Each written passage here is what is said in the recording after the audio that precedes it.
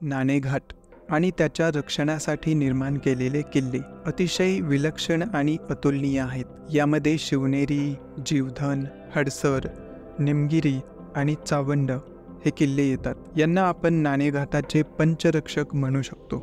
इथल्या अप्रतिम निर्मिती, मग त्यात खडकात खोदलेले प्रवेशद्वार, खूप साऱ्या विशाल आणि सुंदर जलकुंडांची मालिका, साहसी पण तेवढीच सहज चढाई, मन प्रसन्न करणारं इथलं निसर्ग सौंदर्य, म्हणूनच छत्रपती शिवाजी महाराजांनी याला प्रसन्नगड असं नाव दिलं असावं.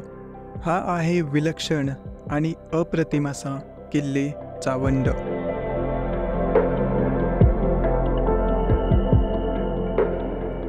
पुणे नाशिक महामार्गावरून नारायणगाव, जुन्नर आणि चावंड असा प्रवास करत या किल्ल्यापर्यंत पोहोचता येतं. हा रस्ता पुढे जीवधन आणि नाणेघाटापर्यंत जातो. चावंड हा किल्ला जुन्नर शहरापासून सुमारे 20 किलोमीटर अंतरावर आहे आणि गिर्यारोहकांसाठी एक लोकप्रिय आकर्षण आहे.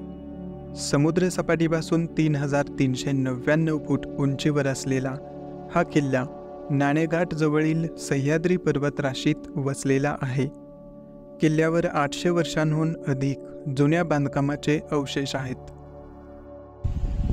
नमस्कार मंडळी, आपण ट्रेकिंग आता चालू केलेली आहे. बेस विलेज आहे पायथ्याचं गाव चावंड नावाचं. तिथून ट्रेक चालू होते. बाईकची पार्किंग देखील इथं आहे अवेलेबल आणि त्याचे चार्जेस नाहीत सध्या. आणि अशी छान अशी दगडी पायऱ्यांची वाट सुरुवातीला दिसते आणि कदाचित सोपाच ट्रेक आहे हा, फर्स्ट टाइम आहे. पण बघूया एकंदरीत कसा येतो अनुभव.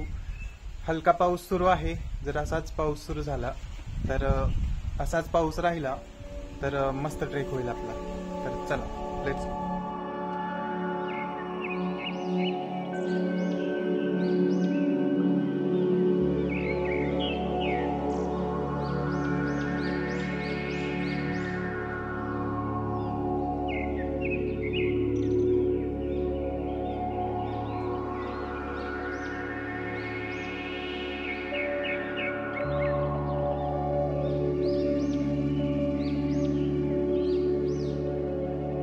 नाणेघाटाच्या इतर रक्षक किल्ल्यांप्रमाणे चावंडला सुद्धा नैसर्गिक खडकाची अभेद्य अशी तटबंदी लावली आहे.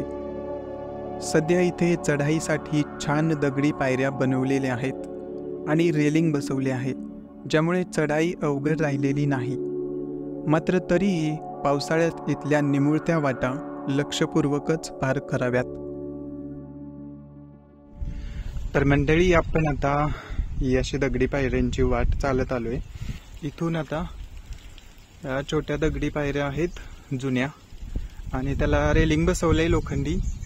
मात्र थोडा अवघड पॅच आहे हा, त्याच्यामुळे थोडं इथून जपून गेलं पाहिजे. आणि नंतर हा थोडा अवघड पॅच आहे जिथून आपल्याला अतिशय सावधपणे जावं लागणार आहे.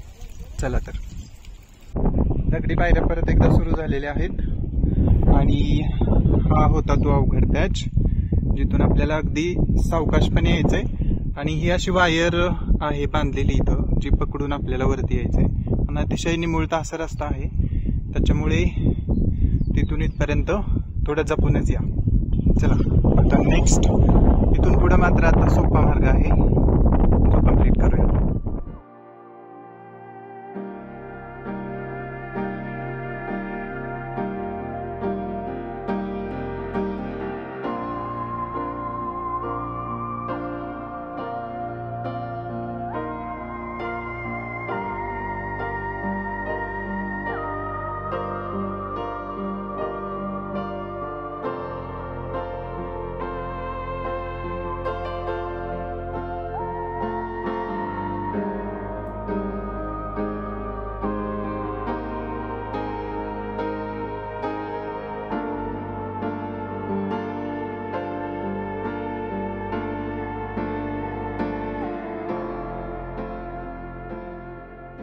कातळात अखंड कातळ खडकामध्ये खोदून हे सगळं बनवलेलं आहे स्ट्रक्चर.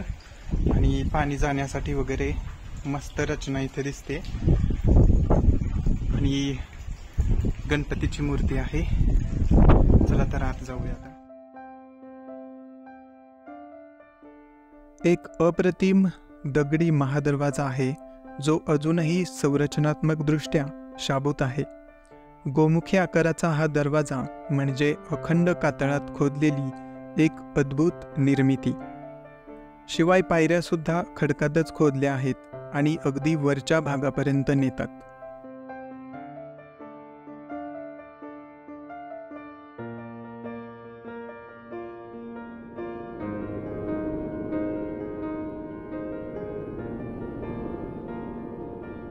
मान्सूनमध्ये या किल्ल्याचे सौंदर्य सर्वात उत्तम प्रकारे बहरलेलं असतं.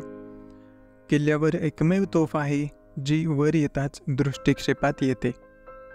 जवळच काही दगडी कुंड देखील पाहायला मिळतात. किल्ल्याच्या उच्च भागावर अतिशय आल्हाददायक वातावरण असतं. मान्सूनचा थंडगार वारा आणि त्यावर झुलणारी पाती हे सर्व पाहून चढाईचा थकवा अगदी क्षणार्धात निघून जातो. सुरुवातीलाच जुने बांधकाम दिसतं जे सदर आहे. आता गवतामुळे सगळं दिसत नाही हे जुनं बांधकाम, मात्र हे सदर आहे जे किल्ल्याचं पहिलं ठिकाण असतं कधीही प्रवेश केल्यानंतर.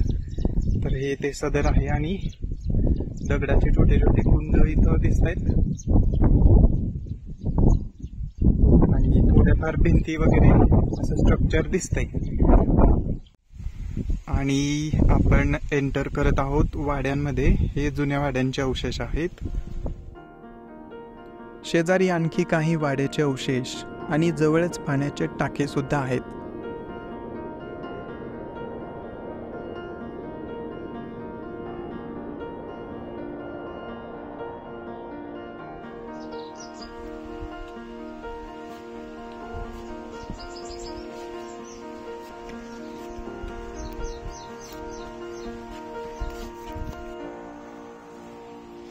तर मंडळी, सध्या आपण चाललोय चावंडदेवी मंदिराकडे. या किल्ल्यावरती जी गडदेवता आहे तिचं नाव आहे चावंडदेवी माता. आणि आपण वाड्यांचे अवशेष आणि जे पाण्याचं टाकं आहे ते बघितल्यानंतर एक पहिलाच उजव्या बाजूकडे रस्ता जातोय. वरती थोडं टेकडीसारखी रचना आहे तिकडं, तर तिकडे आहे ते मंदिर.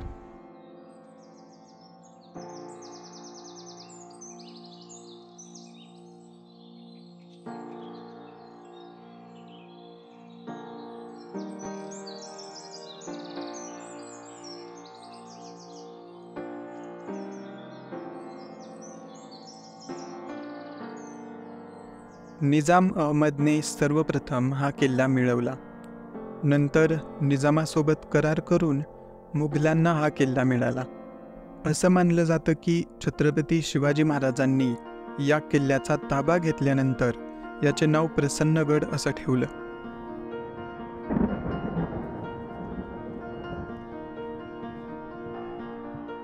अखंड कातळात कोरलेल्या 7 पाण्याच्या टाक्यांची मालिका आहे जिला सप्तमातृका म्हणून ओळखले जाते.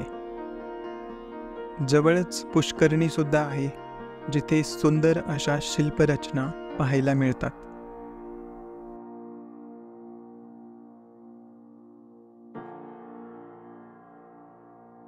गडाच्या माथ्यावरून शिवनेरी, जीवधन, हडसर, कुकडी नदी आणि माणिकडोह धरण आणि सभोवतालच्या प्रदेशाची नयनरम्य अशी दृश्य दिसतात.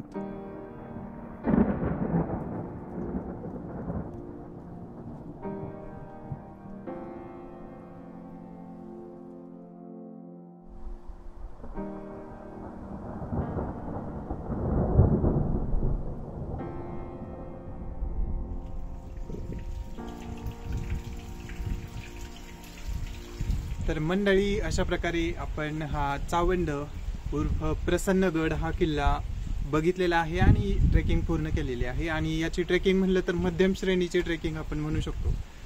आणि आता या मुख्य प्रवेशद्वारामधून आपण हा किल्ला उतरत आहोत. तर कसा वाटला हा किल्ला तुम्हाला नक्की सांगा.